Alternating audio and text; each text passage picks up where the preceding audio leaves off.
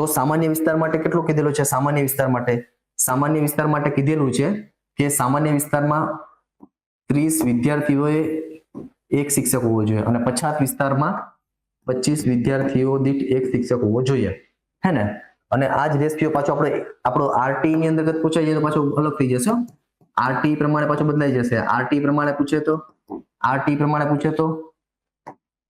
RT પ્રમાણે 1 થી 5 અને 6 થી 8, હે ને? તો આરટી પ્રમાણે અલગ થઈ જશે. આરટી પ્રમાણે રેશિયો પાછો આપણો અલગ થઈ જશે. 1 થી 5 માં કેટલો આવશે? તો કે 30:1 અને 6 થી 8 માં શું આવશે? 35:1. અને આ 30:1 છે એમાં પણ શું છે તો કે 1 થી 30 સુધી 1, પછી 31 થી 60 સુધી 2, પછી 61 થી 90 સુધી 3, 91 થી 120 સુધી 4 અને અહીંયા ભૂલ થાય આપણી 120 થી 200 સુધી 5.